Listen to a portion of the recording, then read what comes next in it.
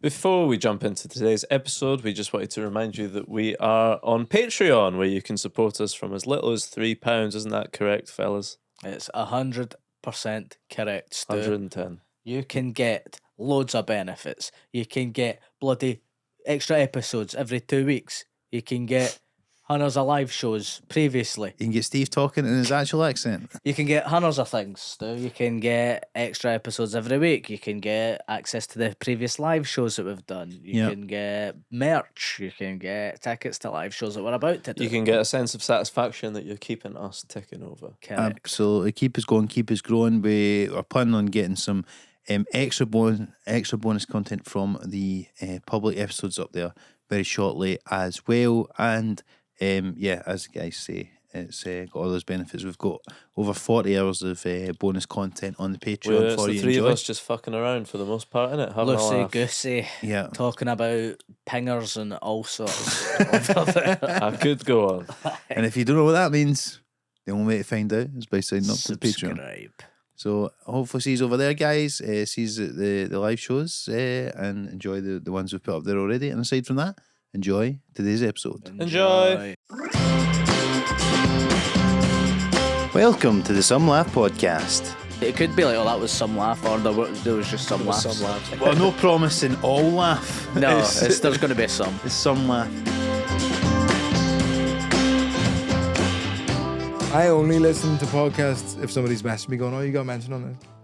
and then I listen to that podcast forever in case I get mentioned again. Again, in case you get brought up. Well, that's why you're such a valued listener of our podcast. So for those of you wondering what's happening, so this week I am For joined... those of you that don't have a fucking clue what's going on right now, why do they sound like that? Yes, I know. I'm just Steve and Sue have finally been replaced, and I've just got in two lovely boys from the north of Ireland, Vittorio Angelone. Don't worry, I got to him. And John Meagher, who are both in the band Kneecap. Is that right? Yeah. Thanks for taking the balaclava off. Yeah, so I finally saved it for this. Yeah, face reveal. yeah. I'm also blind boy. Aye. Be funny if that was the same guy. Good to start that rumor. DJ Provy is blind boy. I've often suspected that might be the case. Actually, I think we had once speculated that one of them is John and one of them's Edward, and together they're It'd be funny if it was like a rotating cast of DJ Provy. Do you know that's true of Boy with Tape on His Face? Do you know that like mime comedian guy? It's like a show, not a guy. So there's different guys doing that show all around the world. I love that. I think that's public knowledge because like he has a Vegas residency and a tour. Did that not happen with... You know how Alex Edelman done that show off Broadway just for us? Yeah. It's like a stand-up show. I seen it at the Fringe, but it's obviously won like, it's won an Emmy or Got a whatever. Tony. But apparently, because it's like a theatre show, somebody has done that. Like They've done the show? elsewhere in the as if it's like a stage they've play. put it on. And it's just been them, and it's just somebody else. Well, Dylan Moran used to do that. He used to have all of his stand-up shows written out in a script because then you were allowed to smoke on stage. Wow. Because it as long as it says in the script, smokes on stage or like lights a cigarette at the start, then it's. I was wondering this because I just said to you off air. I was in London at the weekend. I went to see Alan Partridge. I went to see Steve. Steve Coogan and Dr. Strangelove, and I was sitting right front and centre, looking up at him, and there's a lot of smoking in that. And I was thinking to myself, is that some kind of like fake cigarette Herbal thing? cigarettes, it often is. Is that right? And that sounds like you're just saying Drugs. weed, but it's herbal cigarettes is what actors often smoke. When it's like kids smoking on stage, it's just a little rolly with like talcum powder in it, and then you blow out and it puffs like a wee. That what I was wondering, is it some sort of mechanism where it puffs something out, but it's not really smoking? Yeah. What are you watching where children are smoking? Oh, nothing. Both of you just breezed past that. I was like, Have you not seen the original stage play of Oliver? Consider yourself one of us. But so what's a herbal cigarette? I don't know what's in it, but it's just not tobacco and not nicotine. Right. But apparently they're awful. Like people who smoke cigarettes hate them because they like taste weird. Aye. And they smell a bit fucked up. Yeah, Weirder unlike than cigarettes. Yeah. They don't kill me. Yeah, yeah, I yeah. hate that. The danger is Saves. why I'm in the game. I know. Yeah. Well, welcome back to you, Vittorio. Anyway, it's you've been on a few episodes behind the Patreon for the last wee while. You were actually on episode 14 or something like that when we started. Was that when it was at Liam's We house? were in Liam's place. Yeah, that was. And there was a big poster of Liam behind Yeah. somebody. Which, That was fun. That was during the Fringe 2022 yeah, now you're going back. debut run. Yeah, Very exciting. that was before Yeah, he. God, I like this podcast. It's so nice. That was that before he had that tash. Before I had that No. tash and before Liam lost all the weight. What do you make of this, John? Because obviously Vittorio has like the culture vulture that he is, his jump on this trend now that for the mullet and the moustache, right? Which I think looks really good on you actually. And I think at first when I seen it, I was like, why the fuck's everyone trying to look like they're Australian? Because that's the big Australian thing. And Yeah, and like, have you been tempted, John, to try this trend yourself? Because I certainly have thought about it. I had the tash before Vittorio. Did you? But mine's a man's tash. Whoa, Mine so is rude, so mean, mine so is nasty. like Are you 1970s. bullying me? Yeah, properly Des Lynam. You look like style. you work in a boat or something like that. Yeah. So I had that for a while. I don't think he has a mullet, and I feel gaslit every time he and anyone It else is a says mullet, that. isn't it? It was It's a in- modern mullet. It looks like it's grown not out. anything. It's a modern mullet. It's not. It's the same. That's what the barber said. It's a modern mullet, so it's not like shaved at the side. It's trimmed up at the sides, Yeah. and just a little bit more length without any like taily bits at the back. Yeah, you've got like just longer hair than a short back and sides. It's not. No, a but it's mullet, out at so- the back. You don't. No, cut but the if you back had very long much. hair like that at the back, it would be the same in the sides unless you were purposely doing it like. A modern mullet. No, I think it needs to be longer at the back though to be considered a mullet. No, not a modern mullet. You're living in the past, John. I'm in 70s tash, but either way, I'm a fan. Whatever you need to stand out these days, Mark. Be it a mullet and a mustache to get that algorithm going. Then that's what you're gonna do. It's You like know. The Simpsons. Do you know the reason the Simpsons are yellow is because when you were flicking the channels, it would like oh fuck, like they're yellow. Oh, I thought you were going to say because when you draw the silhouette, you'll know it's you. Do you know that? If you draw a you should silhouette be of a able to. Simpson, Yeah, the yellow doesn't come in it. doesn't come into it at all. But that is the thing about comedians. If there's two things that you hear about comedians. You should be recognizable by a silhouette. Like that's how to like make it. I big, believe that was mainstream, coined all that by stuff. Russell Brand. Was it? I think so. Might not have been, but he definitely said it at one point. Said a lot of things. He said a lot of things. Yeah. You know it's his And silhouette. see what you like 'cause about it is. him? Yeah, He's got a distinguishable silhouette. Yeah, you'll know it's his You silhouette. can see the 'cause hands. Yeah, you can see the hands. it's him or a ghost from Victorian times. And you can see the height chart behind them because it's just all mugshots. Yeah, exactly. The He's things so that, big too. Sorry. and describable with 3 words. Like if somebody goes like, "Oh, who's that comedian who has like, he's a guy, blonde hair with like big teeth, and he's from like Essex." You go like, "Oh, Rob Beckett." Like you have to be identifiable that quickly. What's 3 words would describe you? Well, this is when I started work in progress in this show. I handed a notepad around the audience and got them to describe me in 3 words. What? Because the show was all about like identity, and then I had a whole bit in the show where I read out the 3 words that people used to describe me, and it was dead like fun and also horrifying. A lot of Doing the market time. research. Well, I was just like, I wonder what, because the whole show is about like how I'm perceived and how I perceive myself. Yeah. So I wanted to like find out what it was, and the structure of the show at one point was, the 3 words that I think sum me up, and then that I'm actually the opposite of all those things. But the one that came up a lot was short. What? Yeah. I mean, it's hard for me because you're taller than me. So, But on the internet, I think I have the dimensions of like a short guy. People always are like baffled at And what height what are you? 6 foot. Yeah. you're not 6 foot. Fuck off. Rise fam. up. You're not. I mean, you're not 6 foot. What height are you? I'm 6 foot. Yeah, and you're about 3 inches taller than him. You're taller than 6 foot. No. I've said Not 6'1", counting your but I hair. think it's just. I think about I'm just under 6'1", basically. Yeah, you're 6 foot. I'm bang on I 6 hate foot. to I hate to be the guy. I'm bang on, and this is what happened at gigs. Listen, he's barber. Yeah, John, everybody's telling me I'm not 6 foot. Johnny's barber says he's a modern 6 foot. Yeah, this is. Barbers think I'm tall. Yeah, you just because believe I have everything. I have really short legs. I'm all spine and neck. A long I've torso. got a big, long torso, big head. So like barbers always have to do the choo choo choo choo. Like a choo, worm always right from down Men to in the bottom. Black. Yeah, I'm a bit like those guys. I'm a bit like a wee Shetland pony. There is some people that do. So you've got short guy energy. Is what people. I think I have like a puppy. Napoleon complex. Some have said.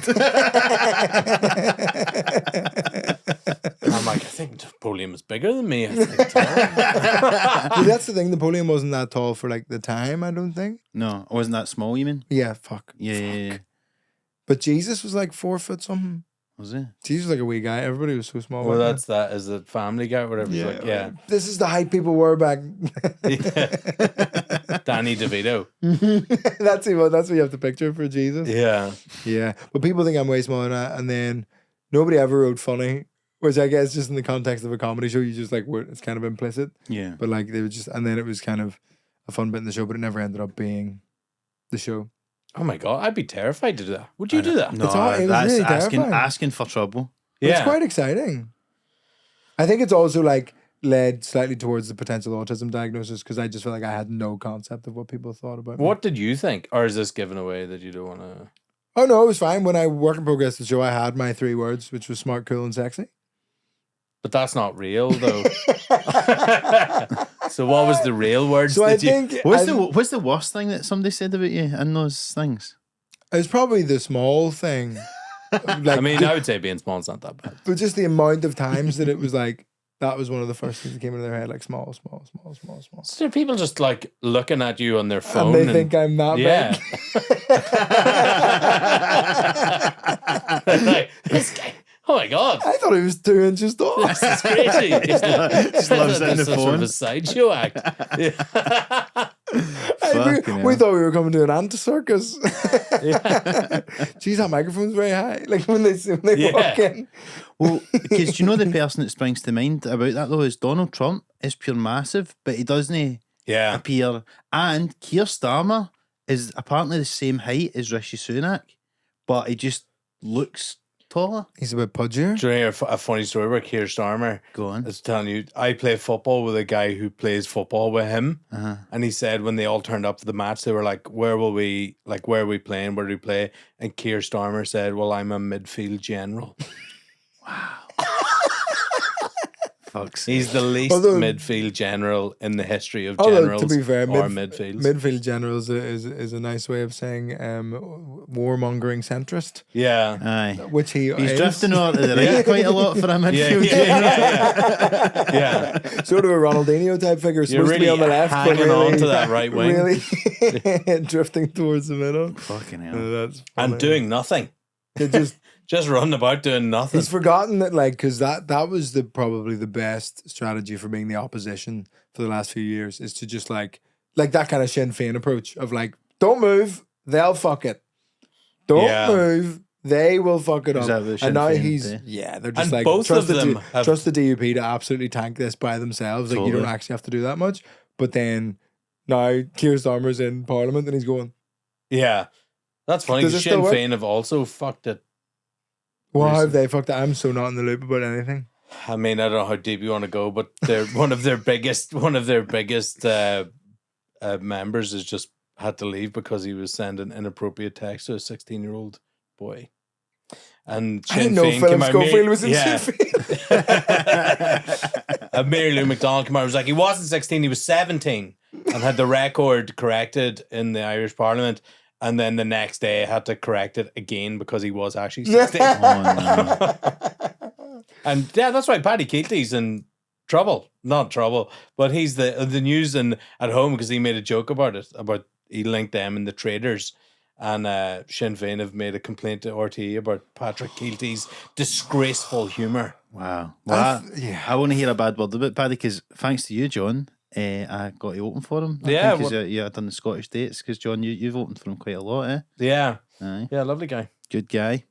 So I remember him from Fame Academy. It's so funny that he's like, because I wasn't I think I'm too young to have known him as a comedian Yeah. beforehand. You know what I mean? I think it must have been Fame Academy. Were you a Fame Academy watcher? I no, really. What was that on? BBC or BBC something? One. It was like the I see. first. I like all that Singing came show. into my head there was my mum's TV. Like, Right. like It was in the front room. no idea what channel it was on whatsoever. No. It was just on. But like, God, those old talent shows were like they've gone through a real like. Well, I do remember Pop Stars, which was the first Oh one. yeah, and then the rivals. And then Pop Stars. I don't know, but that was where Hearsay came from. And I think, I could be wrong about this, I think Darius was in that. Yeah, He's on dead now. He's Yeah. dead, R.I.P. hit me Bears baby Den's one finest. more That was- time. Oh, I right enough. I forgot he'd done that cover. Yeah, Colorblind, of course, was the win. But no, Pops, that was mad. And it was, I think Simon Cowell was on it. And there was some guy, Pete Waterman or something. yeah. the other guy? Nigel Lithgow. Yeah. And it was like, it was a really sort of, like, it was the kind of proto form of what then became X Factor. X Yeah, Factor, and you right, saw right. behind the scenes. Do you remember? Just this has all come back to me. Do you remember the guy Nigel who was like Nasty Nigel was Yeah. his branding, and in one of the episodes he told Kim Marsh he was fat. He said, "Christmas is coming and the goose is getting fat." Do you remember that? What a terrible time. Can't be calling him fat on TV. for Why? goodness sakes. Yeah. Although, like Horatio and Andrew, the Boys Gone Wild, do the funniest sketches about like old Channel 5 I documentaries. tell you, British like TV. before 2000 and He was like fat 15. and on benefits. Yeah. But so Pop Stars, Pop Idol, did that come and then off the Pop back Idol of that? after. So I think that's your Michelle McManus, etc. And then I guess Pop Idol just became X Factor and Britain's Got Talent. But then what was Fame Academy? No, it was What's before that? them all. Was it? Yeah, Keelty and Kat Daly is Yeah. now Mrs. Keelty. Is that how they got together? No, that's how they met, and then they got together after. But yeah, Mm. they all lived in a house. All the contestants lived in the house together Yeah. and got voted out. One, I feel like. It's like a Big Brother, but for like singer people. Because Yeah. like Love Island was like had a few series before it became what it is now. It was like I loved that. Did I was you? an early adopter. Love was Island. was I'm out Patrick now. Healy the host of that, or was it somebody else? No. There was somebody Oh, that he was hosted like something No. like that. I don't know if it was that, but it was something like that. who I- hosted Love Island before it became popular. I can't remember, but they used to like smoke and fight and all. It was class. Early Love Island is crazy because they weren't getting famous. Aye. So they weren't watching what they were saying. They weren't watching what they Yeah. were doing. And it was on like some weird, I swear it was on a different channel or something. Yeah, it probably was. But it was just like, and it was when like smoking was like still okay. It had much more like Geordie Shore they were only, vibes. they were only smoking They were herbal doing, fags. yeah, No, no, no. talcum.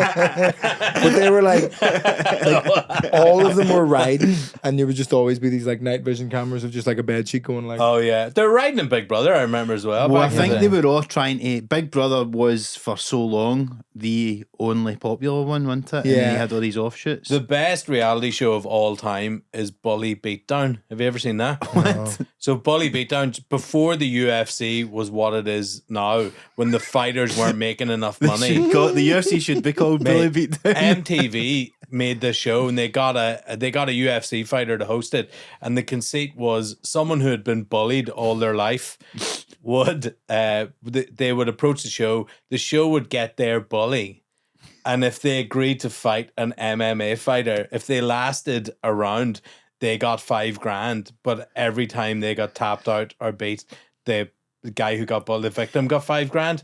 But it's, and you'd think like, all right, well, they're probably getting like low level guys. Andrei Arlovsky, who was the heavyweight champion of the world, who is, I think, 6'5", 6'6", That's something what like he that. says. I've heard he's only 5'11". Man, he was on that and he beat the shit out of a guy Oh on. my And so you can see it on God. YouTube. It's so these people, and some of them, because if you're doing that show, you are one of those lunatics who's like, yeah, I'm hard. I can can take I can him. probably take these guys, and then you run into potentially the hardest man on the planet, who for the crack every time he beats you or gets you to tap out is getting $5,000 for somebody else. Like, It's the best show of all time. That's unreal. Is it still? Can you watch it back? YouTube, you can watch it. Yeah, God, when you should- like an MTV primetime show. They had like people who could not fighting the world heavyweight champion. Could you imagine? But right, see if you were a bully victim and you signed up to that show and got your bully to fight a UFC fighter, and then he actually did last And he won. round, Yeah. and got $5,000. You're A like, couple of them did. it's just adding insult to Yeah. Just injury. running away, surely. No, just Or like just hanging on. Yeah, just hanging on for dear. best My as they special fucking move, can. the koala bear. Just Is that what you would do? Because I sometimes wonder that if I was like in a Your UFC. John was a mixed martial artist. Were you? yeah, not any good. It's important. To Better say than me, that. better than you, better than everyone watching. Sure. Probably not. Except Before when maybe because I Elliot did. Steele. It's funny. I was thinking like I spent my 18th birthday in Glasgow at a karate tournament where I had my jaw dislocated and ripped my. Was that thumb nothing to do broken with the thumb. tournament? It was just Yeah. outside. And I hate Scottish people That's just have Glasgow. beat me up for multiple times. Like, yeah. Ugh. Multiple Yeah. times for multiple reasons. Is that the one where your jaw was? You told me about. There's like video footage of you. Your jaw is like up beside your ear. There's no and you're video like thing. staggering around. Oh, yeah, and no, the there ref's is a like, "Are you video. okay?" And you're like, "Yeah." I thought I was completely fine. It was a Scottish guy hit me. I remember being like, it was like slow motion where like his foot went there, and I went, "Oh, this can't be good," and it just cracked. And then I was like, "Oh, that wasn't that bad." And then I looked around, and the referee was like, and he was like, "You okay?" And I was like, "Yeah, like I'm totally fine. Let's Are you go." okay? And 'Cause then you- it was like fight waved off, and I was like, "What is going on?" Yeah. And then I sat down, and like whatever the medic went over and just got me and just went, dunk, and my jaw had been like that way. Wow. And I was like, I don't think I was okay. And there's a video, and it looks like, you know, at the end of Mortal Kombat, where they're waiting to be finished, and they're like that. That's what it looks like. It's mad. I'm But in fine. my head, I was completely clear. That's so. But see, you say it was dislocated, so was it not? Could they just put it back into place and it was Yeah, fine? this was a long time ago where, you know, I'm sure that's not what you're meant to do. But yeah, just like my whole jaw was out, dunk, back in. Wow. Yeah. Fucking hell. Wild Scottish guy. Nightmare. I think my favorite story is you've told me when you had the guy by the arms. Yeah, that was like my last ever fight. It was like European Championships. I was fighting this Finnish guy. And was this MMA by this point? No, or- this was in karate. So I did like boxing, judo, and then I did kickboxing, and then karate for years. And then this stopped that. So I was fighting this guy. He was taller than me, and he was much better than me. Everyone was much better than me. I was like, what I had was a very thick head, and I'm like quite well built. So people would constantly break their hands on me, and like, you know, and I'm just hang in there. I could just hang in there, and every now and again I get one back in, and then I'd go through because they were all mangled. Wow, But, that's literally like Homer Simpson. yeah. Man, my head. Look at the size of my head. He's not like, gonna get and, tired. But this guy, yeah, was like he was piecing me up all over the place, and I grabbed. It was like I didn't know what to do. I grabbed him. I was like, maybe I'll just fucking throw him somewhere. Like, and I got him by both shoulders, and I had him like that, and then he booted me in the head, and I've never understood how he did that. Like, do you know, like, don't mess with the Zohan where your Yeah. man's like foot comes up.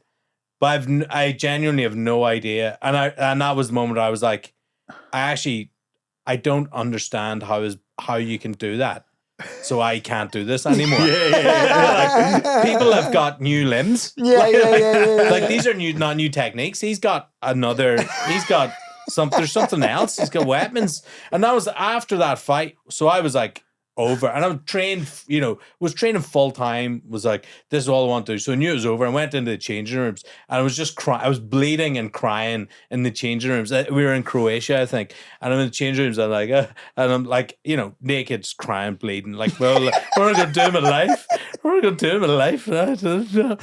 And next thing, a fight breaks out in the changing rooms between two guys who had just fought, and there was like a dodgy decision or something. Yeah. And it was like the worst version of Eastern Promises ever, because they start beating the shit out of each other, and then me crying and bleeding. I'm like, oh lads, like there's not the time for this. I break it up, and I think everyone just felt so sorry for me. Like all the sort of any kind of aggression went out of the room as they were like, oh, what's this? Like what's going on here? Ugh. Yeah, that was the worst. Yeah, Wasn't that was there the worst. fights at like the dinners after and all? Yeah, that we used to have like after a big competition, they would take you to. They couldn't have it near like the center of a town because everyone will get tanked up, and then you have like people who can actually fight, steaming, kicking the shit out of each other, throwing shit like Roadhouse. That gives me the fear these days because so many people do it. Little That secret ninjas. They're walking around. You see them cauliflower ears, and you're like, "What do you do?" And it's like, "Oh, I work in a call center." You're like, why do you have that ear, man? What do you do? Why are you wrestling 6 hours a week? Like, yeah, no way. Oh yeah, seen mad fights, fly kicks over the top of tables, nuts. It was brilliant, but it's brilliant in hindsight. While it was happening, I'd be like, "Oh shit." Yeah. That's crazy, man. So you never did the like MMA thing? I It was won always- like in so then I got injured, I tore my shoulder, and then I just after all that I was like, I'm not coming back to karate, and waited for a couple of years, and then I started training in Belfast in MMA just as like Conor McGregor hadn't signed for the UFC but was like Coming up. Cage Warriors or whatever. yeah, everyone be like, oh my god, will you hear this guy Conor's gonna fuck everyone up.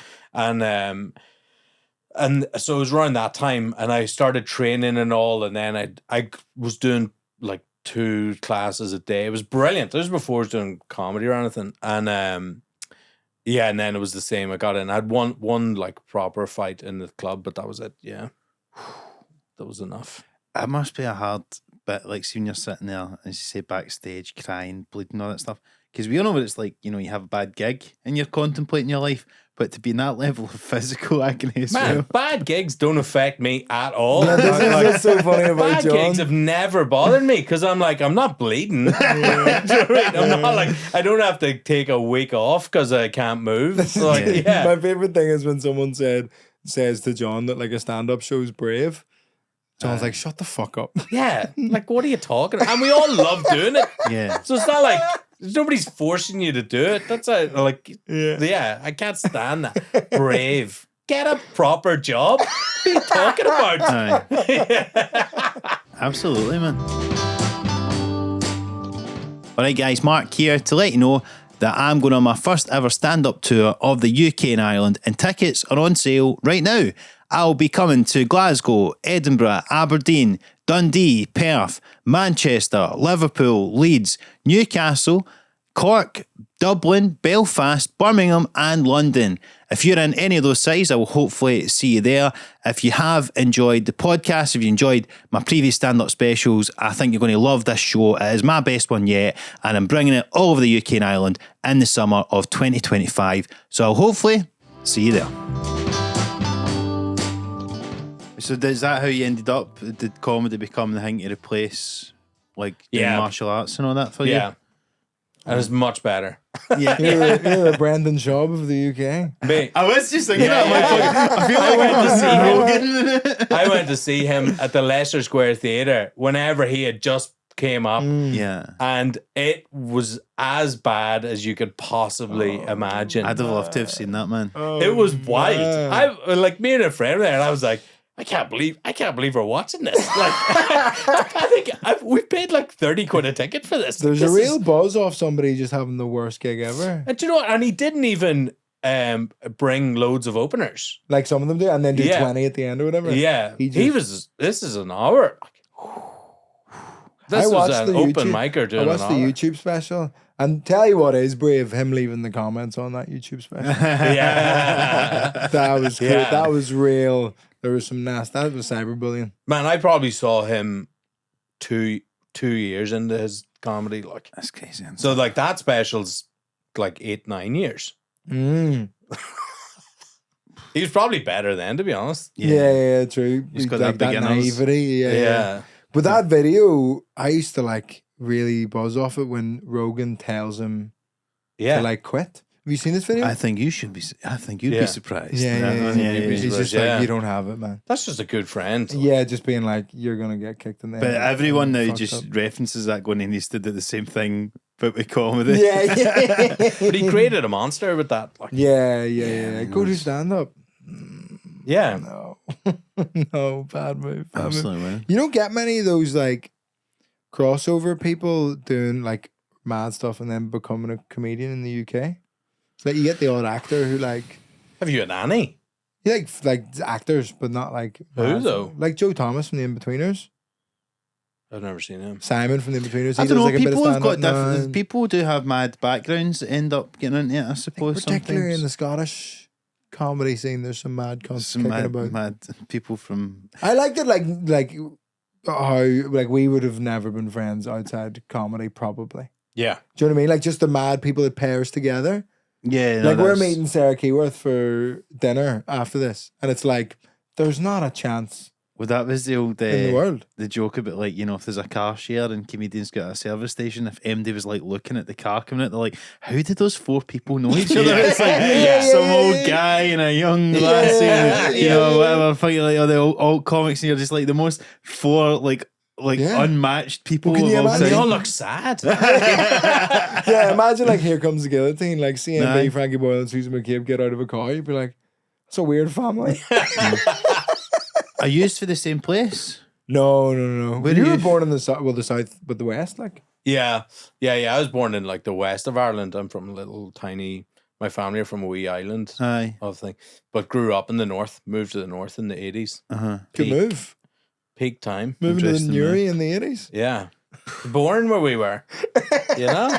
Yeah. Let's get a bit. You must have been. edge. You probably never get nervous before a fucking fight. Then you're like, this is nothing. These guys don't even. These guys Your don't life bombs. has They're not become gonna more and more kill me. relaxed There's not a from day curfew. one. Yeah. It started off really. It's funny. I'm reading a book at the minute. It just came out, Shooting Crows. It's about stuff at home, and 100 pages in, I know 5 of the people. Wow. And then, like who are like victims or whatever. But like I'm like, this is a small world. Yeah, This is a mad. I was reading a novel recently and it was about this guy who's like working in nightclubs in Belfast now, and it's just mad to read like nightclub names that you went to in a novel. Yeah. It feels really out of place. They're like, Aye. oh yeah, I was working in Mono, and you're like, fucking Mono? One of the best ever was that when it was a Danny Dyer's Deadliest Men. Do you remember that? Danny Dyer's Deadliest Men. And he took this guy who was a para back to Newry. So it's just a town I grew up on the border. And it's so funny. And this like it's recent, so nobody cares. Like nobody cares. And he's back this car going, I've got to stay down. They might know me.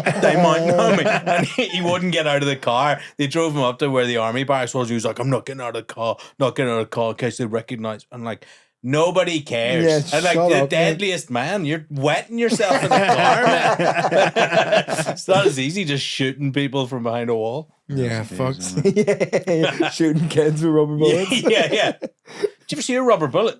No. They're so big. They're so big. Really? They're so big, man. They're like half the size of that microphone top. Like, hell. no, maybe about that size. They're think so. mad. And so, what's the purpose of a rubber bullet? Supposed To to be kill non- kids. What? Oh, sorry. What were you going to say? Sorry, I'll do the Stop them party line. You smoking. can do it. Get it! Say it out of your mouth. They're so bad for you. There's definitely something explaining like what size of rubber bullet is like. Oh, it depends which drawer of my mum's dresser. You know?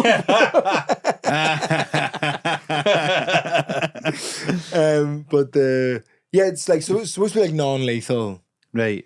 thing, and they use it in like kind of conflicts around the world. But No, I think less lethal, they're called. are they? Is that their Yeah. little rebrand? Yeah, less lethal. They're meant to like the Supposed to idea is bounce it that off the they're meant floor? to shoot them on the ground so that would take some of the edge off. Like a wee bounce pass. Yeah, but instead they were just like shooting people in the back. And would it, so it would still go penetrate? It wouldn't You know, it, like no, it wouldn't penetrate necessarily. It would That's just just the like one in your cause mum's drawer. comedy podcast. It would just ruin your insides. Sure, yeah. Yeah, There was that video in the what's it called Once Upon a Time in Belfast, where there's like a former British soldier and this guy who was like blinded by a rubber bullet when he was a kid, Fuck. and they're like pals now. And I was just like really angry watching it. I was like, don't, you should be pals.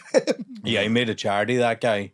He did loads of work. I can't think of his name. Yeah, and the soldier's like, yeah, I'm not sorry, but like, It's we're crazy. Yeah, the friends. soldier, like, to his face is like, yeah, I was doing my job.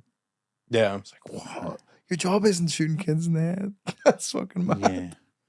That's tough going. So do you remember it in the 80s and stuff then? I call it like the tail Aye. end. So, yeah, like I do remember a lot of stuff. I'm lucky in that That's so Nuri. funny. That's what I think. I think I caught the tail end. Yeah, I I was born suppose in it 96. was a long tail. 'Cause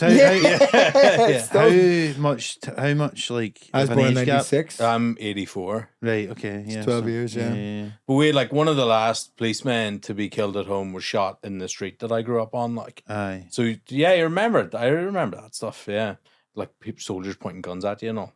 It's like it's odd. It's odder to look back now. Yeah. Like it's funny. Like I was trying to explain to my wife about growing up, and I was like, this doesn't seem real. Like it seems like I'm making this sound worse. And I went and I found there's a documentary made about like a battalion of soldiers, and they made it where I grew up, like in the estate I grew up, in 1989. So when I was there, and I showed, and it is the grimmest looking thing ever. You're like, it looks like you're in Eastern Europe. It's like when there's nothing, there's hot, like rubble. It's mad, but it's like there's so many. It was the same as north of England here. It's like, you know, you also had just managed decline, everywhere. Totally. Yeah. This place is having a fucking bad time of it. Yeah, I was trying to write something about like every time I go home, my dad's watching a New Troubles documentary. And people are like, oh, that's mad. And I'm like, it's just home videos, isn't it? Yeah. It's just like, he's just repressed all those memories and now you can see them again. Yeah, it's funny. My dad can't watch any of it, Wow. which is interesting. I bet. Yeah. I think it's just too close, I think. It's different, completely different kind of.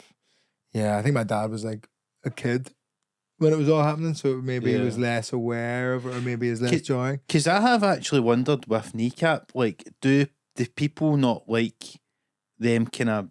Do people feel that it's dredging up stuff from the past? That would be my little worry about Kneecap, and people of kind of my generation talking about that stuff too much, and people have a go at me being like, "Well, you talk about it loads," and I'm like, I don't think I'm necessarily talking about it in the same way that Kneecap are. No. Although I probably have been guilty of it in the past, but yeah, I think there's all these like mad people in Belfast, and they're like, fucking upper eye, yeah. And actually it's in Glasgow maybe more so, because like people in Glasgow know way more like rebel songs and rah songs and like shout about all that stuff way more than anybody I know from Belfast. And it's like, because you don't, like, there's no connection at all to it, and I have very, very, like, basically no first-hand experience of any of it, but even just from being around it and being around people that were affected by it, you're like, oh no, I'm not fucking, can't be singing Yeah, it's funny, like I would say, like I'm almost like a bit conflicted on it, because I'm also like, you get to process your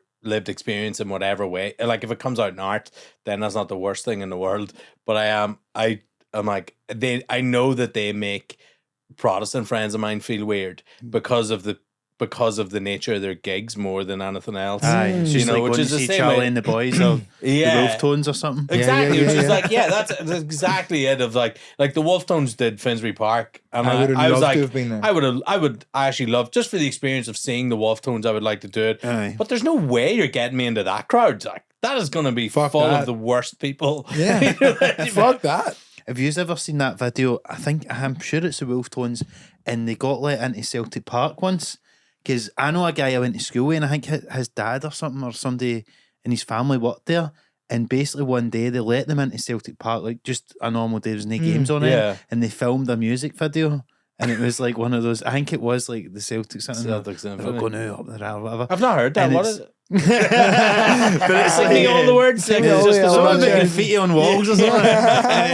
But they're doing it in Celtic Park, but it's like it's before Celtic Park had done up, so it's like the old Celtic Park. But it's fucking crazy. Like they're like just jumping about in the tunnels in the background. And apparently, there's a guy I know, his like dad, like it was just like they just walked up to Celtic Park and they're like, "Can we get in and film this?" And he's like, "Aye." And then that's why that footage exists. Wasn't there the wee guy that just walked into Ibrox He could just like get in and like. Oh, really? Didn't he put like an Ireland flag in the like centre circle at Oh Edinburgh? my That was Lee God. Griffiths. Because you could just get in. So Yeah. fucking funny. I love. Have you seen Wolf Tones like talking about like then like they get interviewed by like a dead proper serious person like, and what do you think about whether you should be saying up the ra in your song? And they're always like. They've got a wee way out of it where they're like, we were just saying what graffiti was. That is on what the I wall. saw on the walls when I was walking around And Glasgow. it's like, okay. Yeah. It's what you call found art. it's Is that, in a way, it's verbatim. is that cultural appropriation? The Wolf Tones have culturally appropriated Glaswegian graffiti. Yeah. There's an argument to be made. There's They a should be discussion to cancelled be for that. had. I know. I think so. Just for that. Aye, they're culturally appropriating plastic paddies. Oh, it's funny. But no, it's because it is interesting. I was curious about that because it's like it's interesting to see what they're doing. Like you say, it's like people can express their what's happened and all that any way they want. But I did wonder about that because I feel like because obviously like as you say, a lot of people here do grow up when knowing the songs and that stuff. But we're so removed from it. It's like it's pure like cosplaying. We didn't. Yeah. I mean, there's people obviously whose grandparents or whatever had Yeah, come yeah, over, yeah. but nobody like of our generation who grew up singing the songs and all that stuff for either side really were living the way like it was when you were young, John. Yeah, but like Scotland's become like a retirement home for the old loyalists who aren't allowed to live in the Shankle anymore. Is it Johnny Adair or something? Is he living like Kilmarnock or some shit? Him and his all his cronies are over here. So funny. I remember my cousin who grew up in Loughborough actually, but his dad's from Glasgow and his mum's from Belfast. And he was visiting. He was like 7 or 8 years old. He's a good bit younger than me. And we were all. I was maybe when I was like 15, 16, and we were like getting ready to go to the park. We were like, "Oh, come downstairs, get ready to go to the park." And he comes tumbling down the stairs in like full Celtic kit, just to go to like Ormeau Park in Belfast. And we were like, "Oh, you can't Yeah. you can't wear that." Aye. And he was like, "What? What do you mean? I can't wear it?" And we were like, "You just can't. You have to go change." Like, how do you explain to like a 7-year-old? Yeah. Like, I know. nothing's gonna happen, but like something might happen. Yeah. So you need to go upstairs and get changed. So he goes upstairs, gets changed, come down, and then we Rangers go to the trip. park. Nah, just Partick Thistle. Actually. But he goes upstairs and he comes back down. We go to the park, and next thing he takes off his hoodie and then the t-shirt he had, and he just had another. He just hadn't taken off his Celtic top. He just gone and That got sounds changed. like my dad when he'd go out for dinner on holiday. Mum was like, "You can't wear that." And he's like, goes and changes another one. It's the third strip. It's like one of the ones you get for the shop, but it's got a wee shamrock on it, and it's just a polo shirt. The Ants Costa Cogley jumper. You're not wearing that out to dinner. Yeah, people think, oh, the rivalry in Glasgow's mad, and I'm like, the Glasgow rivalry in Belfast is madder because you can wear tops here. Aye. Would you actually? Yeah, would Can you have you? worn a Yeah, Celtic can- top walking about? When I was younger, I would have done. But funny enough, I do remember I went to Northern Ireland when I was young. To my mom's pal stayed over there, and I can't remember where we were staying, but we went to the Giant's Causeway, so I assume it was North Coast, yeah. somewhere near there, whatever the town is or whatever near there. But I do remember going to the park one day, and I would have been like, I don't know, maybe 7, 8, 9, something like that. And there was another wee kid playing, and I think they did ask me what team I supported, whatever. And I remember thinking in retrospect, like, my dad never warned me to like just don't mention it. Because for all you know, do you know what I mean? That could have been. But you might have been somewhere that was like, It might have you been fine. you just don't need to worry. Yeah. Yeah, Did maybe. you ever have that? Because I was like drilled in that, and I think it maybe only happened to me once of somebody asking if I was Catholic or Protestant, like on the street. No, so like Newry was 95% Catholic. So I only met Protestants when I was about 18. 19. That's so funny. My parents really deliberately didn't want that to happen, so they put us in like orchestra. I played rugby, scouts, all this mad stuff. Yeah. Scouts was mad. You had to salute the Union Jack at the start of the Yeah. thing. Aye, because we all my pals, we all went to Scouts, and but Did you do the? we didn't do the Union did. Jack thing, Yeah. but you done the wee whatever the wee thing was at the start. Maybe we done something to the Queen. I I can't yeah. remember. Did you? I on my honor, I promise to do my duty to God God and and to the Queen. Mad, and you had to learn that off of the Scouts promise. Yeah. Like, I mean, My mum and dad, thankfully, were not in any way sectarian, but like they wouldn't have been having that. And I would have been like, "What the fuck you said?"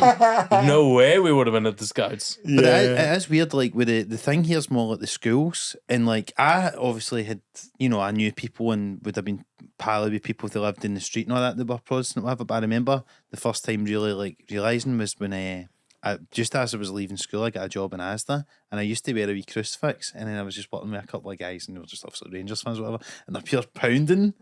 Like slagging fuck out of the crucifix. What's that wee hangman or something? I can't remember whatever the fuck they were saying about it. And I'm pure like, I'd never really experienced that. My nonna, my Italian granny, got me this when I was like all of us like necklaces when we were born. Yeah. So this is like an Italian thing, and then this is a weird crucifix. Like my brothers just have normal crucifixes, but it's like I call it Jesus on a bodyboard. Does he?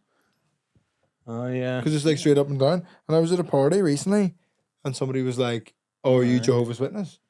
I was like, "No," and they were like, "Well, that's how Jehovah's Witnesses do like depict the crucifix." I mean, it might have been just that she didn't want you to get the shit kicked out of you if somebody saw it. Yeah, maybe you should have called me Vittorio Angelone then, because that's fucking Roman. No, that'll Catholic. confuse them. Yeah. Well, I had a prepared like prod name. Victor. No, Andrew Stewart was my prepared prod That's name. funny. First name for a last name. That's how you do Protestant. You just have to look Yeah. at me to know I'm a Catholic. There's no way. I don't know. I think you're one of the riddles, John. You could pass. I'll take that. You could pass. I'll take that. Yeah. Yeah, that was the first fucking like trans conversation, and man, that's one of the funniest jokes of all One time. of the all-time best bits. Do you know what is weird though? Like, because I was so keen to get that bit out because I was like, somebody's got to have thought of this. I should have written that Yeah. joke. I know. But do you know what is funny? I talk about Patrick Keelty because see when I opened for him in Edinburgh, I remember, and I think I might have prefaced it by going, "Look, now, bear with me with the accent." But when I started doing it, they just busted laughing because how bad my non-Irish Yeah, accent that was. is that is my one problem with you doing that bit. here's Is the your thing, though. Northern Irish accent is the worst thing I I've think ever. I got better at the second part, but this when I start saying it, I never quite worked. But You I need think to get the into next it. bit was alright. Man, I think I got that bit Man. right. But but I know. But that was it was funny as well because that used to kind of go. It honestly would go either way in Glasgow, and then I remember going to London and doing Top Secret. And it was like David was there. McSavage. Oh no, Were I you was there for your preview, not your set, probably. Aye, that's right. But it was David McSavage and a few other Irish guys there. And when I come off stage and they're all like that. And that's when I realised, and it went really well in the room as well. And I was like, oh, I think, and they were going, oh, I wish I'd wrote that. Yeah. And that's Yeah, obviously yeah, the yeah, best yeah. thing you can hear as a comic. So, I just need to try and write a joke. a similar caliber. But no, I was, It's just so good. yeah. It It's took me brilliant. ages to get that right though, because when I first started, I was like trying to do this stuff about gender and sex and try to over explain it and all that. And I just remember it hitting me one day, just like can I use it as if somebody said it, and then you can go have the back and forth. Yeah. And like Just lie. you just lie basically. Just endlessly lie to the audience. That's the art. But I know, but I do feel like I'm worried that too many Irish comics are jealous. They didn't go like, I'm fucking cunt. I remember Well, seeing it. fuck them. If I that's saw it like, live. First time I saw it was that Yeah. preview of Top Secret. So I just Yeah, ended up no, watching I it. seen the And I video. screamed laughing, Yeah, but in my yeah, head yeah. it was like, "Fuck you! That's Yeah. fuck, know. that's not yours." But it's almost in a way it goes back to what you're saying, because people could go, oh, it's an outside or whatever. But I actually think it's just because Glasgow's so more obsessed with all that, and because I grew up with And knowing it's Yeah. about all that slight stuff, outside that it just perspective. makes you just think it. But like, aye, that was no, I was glad that went so well. good. So good.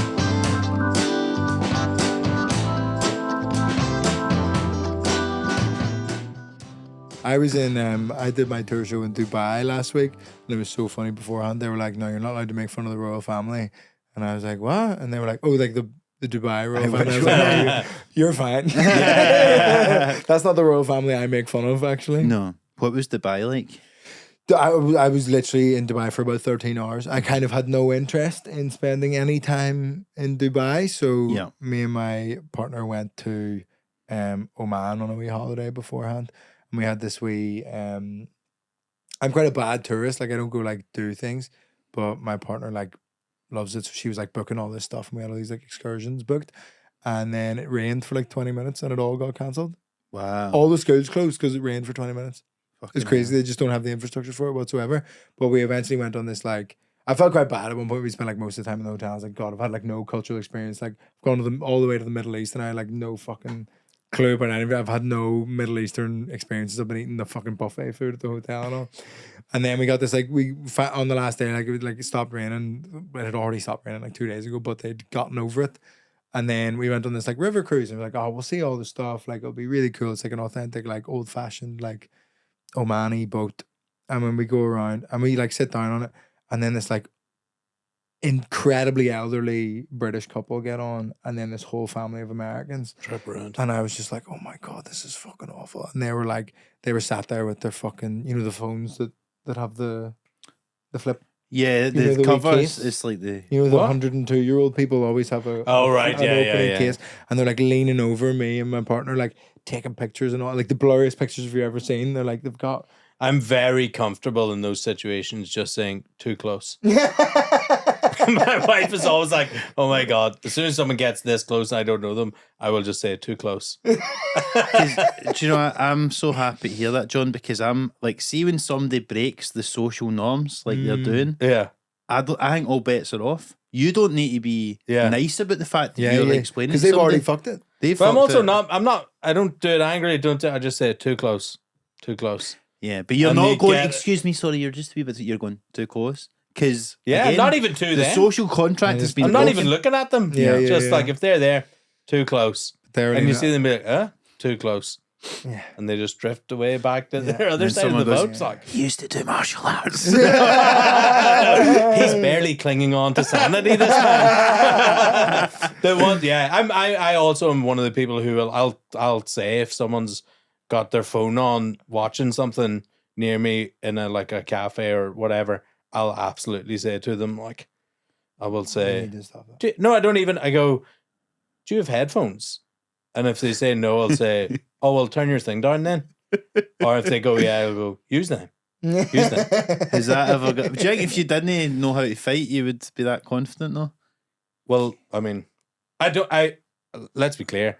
I don't think I do know how to fight anymore. that was a lifetime So ago. what gives you this thing, like- That confidence? was a Because lifetime and a heart attack ago. Yeah. I'm falling apart. I think a lot of people often feel like we want to say that, but what gives you that confidence to do it? It's not about that. It is that if someone is playing, if someone was on a phone out there and we were talking, that phone is the only thing I can hear. Yeah. So it's not about like, it's like I will go insane if that doesn't stop. Yeah. Yeah. There's just no, because you just can't concentrate on what I did. It was you're funny. I'd had a meeting once in a coffee shop, and that was like the person was talking to me, and I was like, "Sorry, excuse me a second," and turned around, and there was a guy watching Finding Nemo, and he was a grown man. There's just the problem with that is there's no urgent reason to watch Finding Nemo. No. Yeah. Like It's if not you're like on the a last episodes of FaceTime, Succession or something. I was expecting like a 7-year-old. Before the spoilers come out, I just need to find out what happens. It was baffling. Like I was expecting a child, and it was a man. It was a fully grown man, and I went. And that is one where I don't think I was very nice. So I was like, "Hey, don't do that! Like, what are you doing? What are you doing?" He was like, "Oh, is it too loud?" I was like, "Yeah." He was like, "Oh," and then I turned around. But what I didn't know was the person who I was having the meeting with hadn't heard it because it was behind me. Oh no! And so they just were You're like, man. "Oh my God." Like I was just Yeah. chatting to this guy. And then he turned around and shouted at a random customer in the thing. But isn't that the exact phenomenon of when you're on stage and somebody's talking in the front row and you can hear it, Oh, yeah. but most of the crowd don't know, and then if you go off your nut at them, everybody else is like, what the fuck? Oh, yeah. That's the lesson you have to learn to give them rope. Yeah. You have to let everyone else get to... Because I think we're so hyper aware of everything when you're on stage. Like people don't know. But if there's someone in the back row going... Like you'll hear that. Yeah, and or you'll like be that, you know, right. somebody looks at their phone and their face lights up. Yeah, and you're but just even like immediately you're like there. Yeah. you hear the, you just know, and you're like, yeah, you can't just immediately bury anytime them. a door opens, anytime anything, blah blah blah. Blah, yeah, you just Yeah, need to it's- fucking. yeah, give them enough rope is massively the thing. Yeah. But that was me on this fucking boat cruise. The largest American family. Can we go to McDonald's after the boat cruise? I'm like, course. you're in Oman, you Yeah. mad cunts. Of course. And they're all running about and like just like tripping over, bumping into me and all this stuff. I was just fucking furious. I was like, this is so annoying. Like the one time I'm getting out to actually have a kind of Middle Eastern experience is just completely ruined. I was like, to be fair, having my good time ruined by Brits and Americans is very authentically Middle Yeah, I Eastern. was going to say, rush into the joke. Yeah. You couldn't have more of a Middle Eastern experience than that. Them just like smashing the bottom of the dhow as you're coming in, dragging you underwater as you do it. Maybe, I don't If they'd know, murdering your whole waterboarded me. family. Yeah. Is your cousin's getting married? We'd love to drone it. We'd love to. Absolutely. John, I wanted to ask you a wee bit about you done that thing the other year at the Fringe, the best in class thing. Oh yeah, yeah. How was that experience, and can you explain for people that don't know what it is? Yeah, it was amazing, man. So Best in Class is this like a working class stand up showcase, basically set up by a woman called Shan Davies from Liverpool, and where the story was like she entered some like Fringe thing and got was offered a place on this Fringe, and when she was offered the place, they also were like, okay, so you need to pay us like whatever, 500 quid, whatever it was.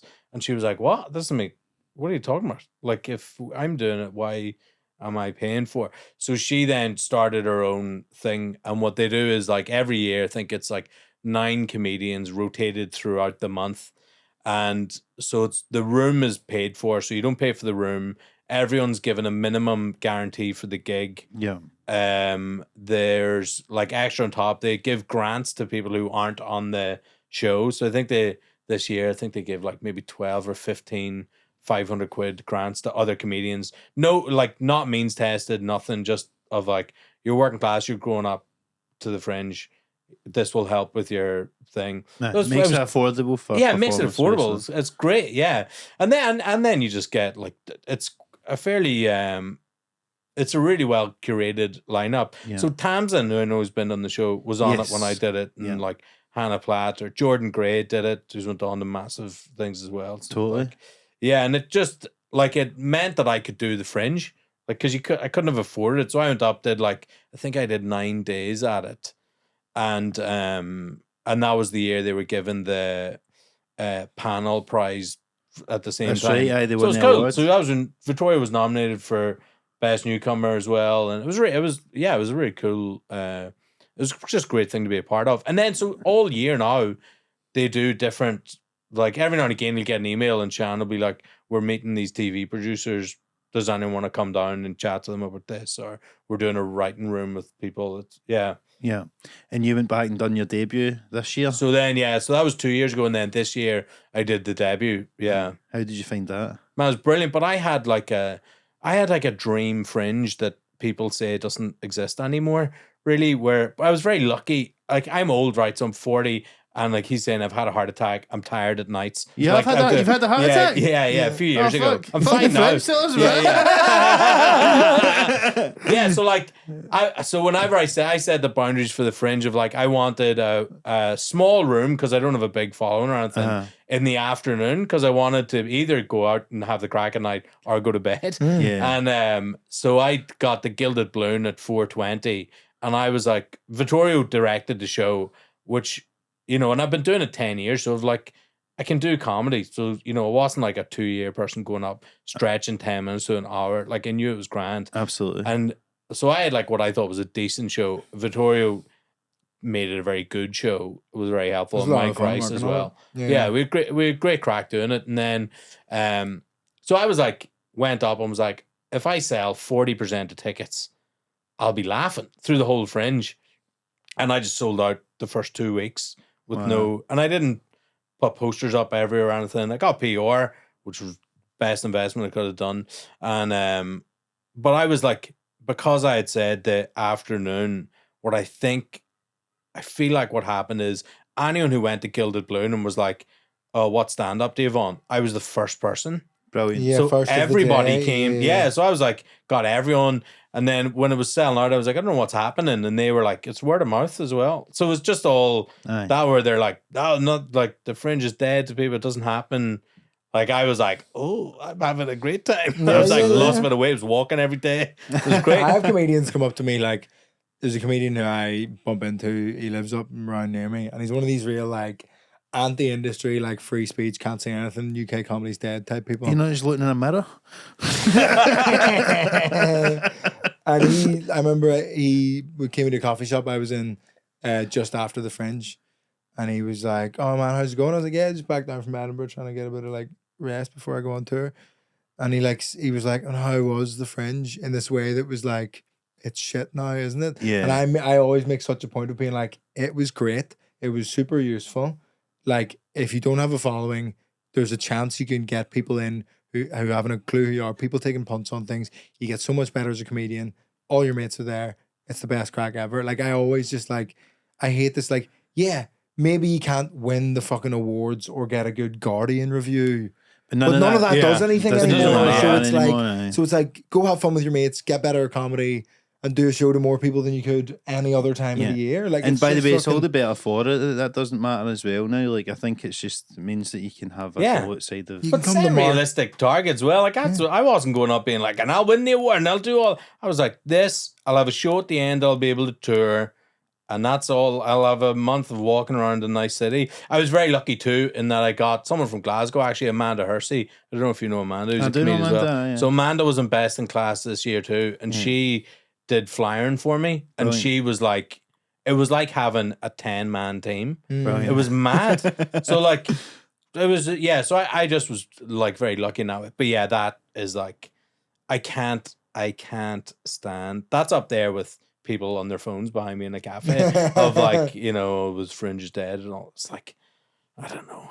Be realistic. Just wind your neck in and do. I think it's like, people tell themselves different stories to rationalize, excuse their own whatever they are, and it's understandable. It's human nature, but it's like when things are going well for you, it's just kind of like, okay, well, whatever you need to tell yourself. I suppose. But obviously, I think the three of us in different ways, obviously, are in fortunate positions as well. Like, I definitely don't take where I am for granted or anything like that. So, and I've had shit Fringes. Well, I've always been quite lucky with the Fringe, but I had to do years of doing the grind and fucking free Fringe and all the rest of it, doing my own flyer and blah blah blah. So I don't take it for granted now that I'm I can sell a few tickets or whatever. All the industry stuff's so funny, all the TV stuff. I'm on that. I mean, I still do get ignored by that, but who gives a fuck? I made my peace with that a long time. So like, it comes out tonight. I'm judging the BBC New Comedy Award. Like, it gets broadcast tonight, and it was so funny. They like from the stage recorded. They were like, "I'm Vittorio. Like, you were in this competition just 3 years ago." And first take, I went, "Yeah," and said nothing. Everybody died laughing. They were like, "Vittorio, you have to say more than yeah." And I was like, "Oh fuck, right, okay." Well, that's on them for asking a closed question. I would say. I was like, "Yeah," and they were like, and then just asked the same. They were like, "And you were in this just 3 years ago?" And I was like, "Yeah, and I didn't win, so don't take my advice." But it still opened a lot of doors at the BBC. 3 years ago, that was my first ever time on the BBC, and my second time on the BBC is today. That's fun. So it's gone well. I look forward to seeing if that makes sense. There's no way that's making the edit. That's hilarious. There's no way. Yeah, no. You before we'll wrap up in a wee second, but obviously because I done your show this year, Vittorio at the Fringe, which was very fun, and you were just doing a crowdwork show, just phoning it in, man. Yeah, presumably too busy directing John's show. You couldn't be asked to write on you, innit? Yeah. How long you been doing this fucking tour about who you are? About fucking 4 years now. You not figured out who you are yet? Still handing out bits of paper. How much validation do you need for these people? As soon as one person writes funny, he's fucking done it. Tall, yeah. Fucking funny. Oh man, but that was a lot of fun, man. That was honestly one of my favourite things I've done at the Fringe this year. Crack. John did it a couple of times as well. So nice, and so I had people say to me you could just do it you, and I'm like, yeah, but I fucking around with my mates. Do you know what I mean? It was it's all this thing. It was but you could get like all the whatever. And I was like, no, but I like paying my mates to do comedy, and like a lot of people are paying shitloads for accommodation and PR. So I'm like you have a bit of was that fucking paid gig, cash. was Going to... You paid? I paid you. I think I fucking paid you. But I just like all that shit. I don't know. People have such a weird mindset to everything. I think people put their like stinginess in the wrong direction. Like I think be stingy with like the industry cunts and the people with the big pot of money, and be like, no, I deserve more for that, or like I deserve more respect for that. But I'm like, I run a new material night in London, and I was like, oh, I pay like 100 quid for 20 minutes in new material, and someone's like, oh, on a Wednesday you could get away with paying way less, and I'm like, what are you talking about? Yeah, you don't want it though. It's like my friend. Exactly. Yeah. What do you mean? I'm not I'm not some like exploitative fucking CEO. I'm like doing a gig with my mates. Like Man, we're all fucking around. There was someone last week was telling me that they supported an act at the O2 and got paid 125 quid. No, come on. The O2 Arena? Yeah. Boo, not the fucking shop. Yeah. They fucking sold a new contract. Yeah. Fucking hell. Boo. Yeah. Yeah, I just think, man, pass it down, all that shit. If you're Absolutely. doing But with well. you, I think though, it's like, Jim, because even I said you should do it on your own, but it was because the people also do want to see you there. That's what they're there for, I guess. Yeah. But it I was- enjoyed the 2 cheers that I got when you said it was me coming on. Just two people who are listening right now. Liam and Chris. That's funny. No, but no, that was a lot of fun. And how? So you filmed your show in Glasgow, didn't you? Yeah, at or more. Yeah, and now it's better. I hate that. Happens every time, unless you film like the last night of the tour, and then it would inevitably go shit, wouldn't it? Like that's just what would happen. And it's like changed a little bit, but like I was really happy. Like got like a set designer in, and shout out Jenny Booth. She was fucking class. Do you know you do these wee touches like I know with the merch and stuff like that as well, and it just makes a difference. It's very smart. I like all that stuff. I get really Yeah. into all just like the wee. How can we make this that much better and that much better and that much better? And I just think it's all very exciting. A nice experience. But you've done how many? You've done a million shows in Glasgow now. Have you know with this? 2 at the Stand, 2 at Oranmore, 2, 3, 4 at the Garage, something like that. That's all just because fucking Glasgow comedy. I was like, when the Because Glasgow they did Comedy the Festival, Kings. I was like, can I do the Kings? And they were like, well, I don't know about that. And now I'm doing all these clubs like endlessly. That is funny. I remember like when it was before I'd done the Kingston, but I was doing a lot of the Stand, and like Larry just said something like, "Oh, aye, king of the small room." Big fish, is it? Big fish? Exactly. But it's nice Because you look taller on the small stage. Yeah, I think you should stay there. As the Garage, you get such a high stage, you actually look up there. This comedian's small, that one's far away. But when you got any part, when's that coming out? Do you know? So it's basically when once I go in and edit it with Will, the guy that filmed it, and basically when the tour is over. So I'm thinking, I have a show I'm working on, but I'm trying to I think I'm gonna do a tour in America, and I sort of think you want to take something that's really fucking ready to go. So do that. Do in America. So I think and that'll be spring. So it might be a little while for the special to come out. But it's kind of in the can. But in America. And is John going to be opening for you there? I had a conversation with the visa lawyer, and I was like, I'd love to bring over my cousin who tour manages and John who does the support. And they're like, yeah, that'll cost this much. And I was like, I'll get local guys. I was like, well, that's mad. Even I'd feel weird about that. Please welcome your opening act, Kneecap. They've got visas. They've got visas. They can do it. They're already. That's exciting, man. And before we get wrapped up, we'll just end to plug, obviously. John's going on tour. I'm going on tour in March next year, finalising Glasgow dates, but there will be dates in Glasgow, Edinburgh, all that stuff. Excellent. And I'm on Instagram, John M Comedy. Yeah, very highly recommend John as well. Great comic and an even better guy. John. I'm a better comic than I am of a guy, I think. And I'm not that good at comedy. Yeah. Vittorio, obviously you and Mike have got the podcast. Mike was just up with us a few weeks Michael ago. Vittorio's Guide to Parenting. Check it out. Episode 90, the public and Patreon, I think is the best two-hander episode that we've ever done. Great. Just because it's complete chaos at the end of the Patreon episode. Mike basically, I think he spoke about it when he was in the phone shop and all, and like didn't like his phone smashed and he was trying to get a new one. Oh, I wait till you and all told that stuff. story on here. Yeah, so that, and then he like has a train to catch when he's just leaving the podcast, and towards the end of the Patreon, it's like It is what's one that of the word? funniest things you've ever seen. It's really, and the really good. videos is like something he needs a helper. Like we should put into the government because Well, Mike Mike can get signed with help. the same agent as well, and I just like they were like, "Would you mind putting your calendar on Google Calendar? It's like dead easier for us." And I was like, "Yeah, no worries." And they were like, "No, could you tell Mike to stop using a paper diary?" There's no way he has a paper diary either. No, it's just He's got whatever- no if it's good diary. enough for the notebook- farm, it's yeah. good whatever enough. notebook he has in He's his got a hand at Tesco that bag with receipts. That's crazy, man. Fucking hell. Yeah, I'm on tour like every so often. I'm doing Off the Cuff again in London, the improvised stand-up show. So come along to that and all Well that worth stuff's seeing. class. Excellent. Well, thank you for joining us, boys. Lovely to have you both in. And as ever, before we go, guys, just please remember to like and subscribe on YouTube. Give us a 5-star review on Apple Podcasts and Spotify. And you can follow us at SumLaughPod on Instagram, TikTok, and Twitter. And send any questions you've got to the email address, which is sumlaughpod@gmail.com. Thanks a lot for tuning in, and we'll see you very soon. Thanks for having that in the shot.